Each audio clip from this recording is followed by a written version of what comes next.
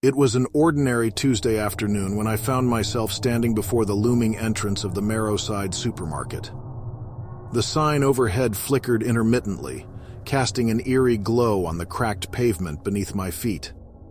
My heart raced with a mix of trepidation and curiosity, drawn to the place like a moth to a flame.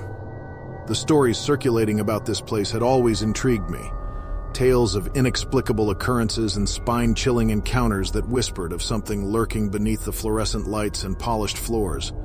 I had heard of missing persons, bizarre accidents, and strange disappearances associated with this very supermarket.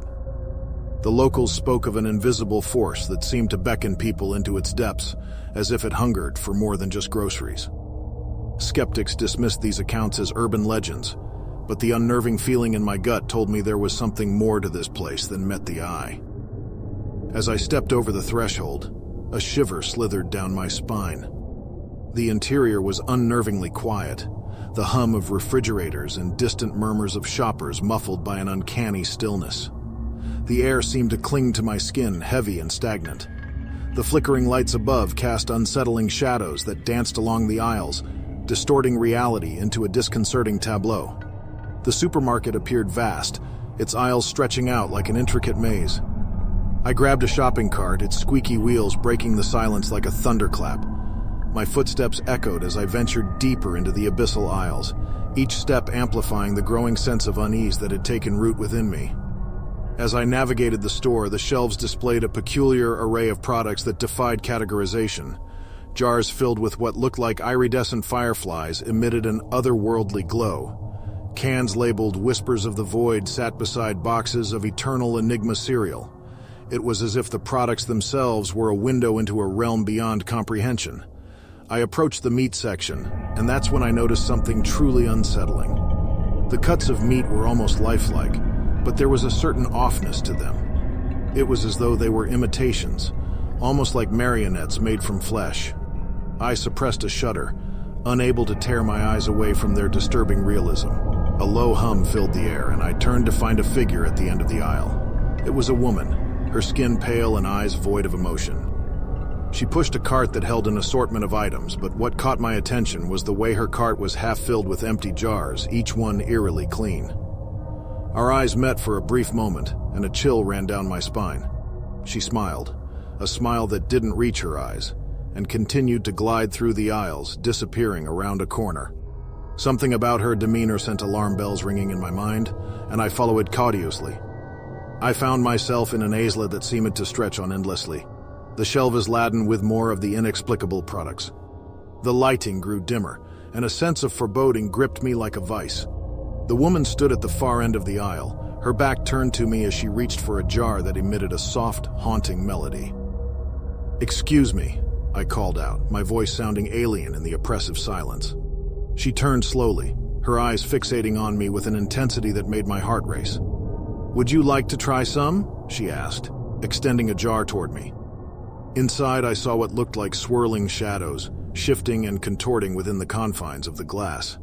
I shook my head, my voice barely above a whisper. "No, thank you." Her smile widened, revealing unnaturally sharp teeth.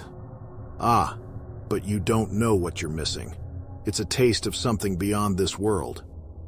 I stumbled back, my pulse quickening as I tried to make sense of the situation. My mind raced, desperately seeking an escape from this disorienting nightmare. The woman's gaze never left me, and suddenly the jars on the shelves began to vibrate. The humming grew louder, resonating through the air like a sinister melody. The very fabric of reality seemed to warp and twist, as if the supermarket itself was alive and hungry. Panicked, I turned and fled, my footsteps echoing off the walls as I sprinted down the never-ending aisle.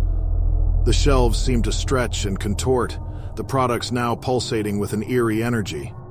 The air grew thicker, pressing against me like a suffocating weight. I rounded a corner, my heart pounding in my chest, and found myself in a section that wasn't there before. It was a corridor of mirrors, each one reflecting a distorted version of reality.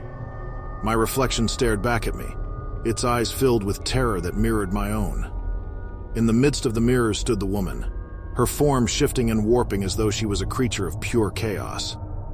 "You can't escape," she hissed, her voice a chorus of unsettling whispers. I backed away, my mind racing for a way out. I stumbled upon a fire exit, flung it open, and stumbled out into blinding sunlight. The air was crisp and fresh, a stark contrast to the suffocating atmosphere of the supermarket.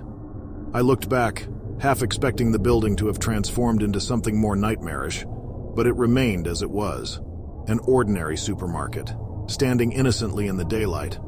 I staggered away from the Marrowside Supermarket, my heart still racing, my mind reeling from the horrors I had witnessed. The stories were true, and I had experienced firsthand the malevolent force that dwelled within those abyssal aisles. Even now, as I recount this tale, I feel the lingering presence of that place, like a shadow that refuses to fade. The memory of that woman's unsettling smile, the pulsating jars, and the shifting reality of the mirrors haunts my nightmares. The Marrowside Supermarket is not just a place to buy groceries. It's a portal to something beyond comprehension, a realm of darkness and despair that hungers for those who dare to enter. So, if you ever find yourself drawn to the flickering lights and cracked pavement of the Marrowside Supermarket, heed my warning. Resist the curiosity that tugs at your heart, for within those isles an unimaginable horror awaits, ready to consume your very soul.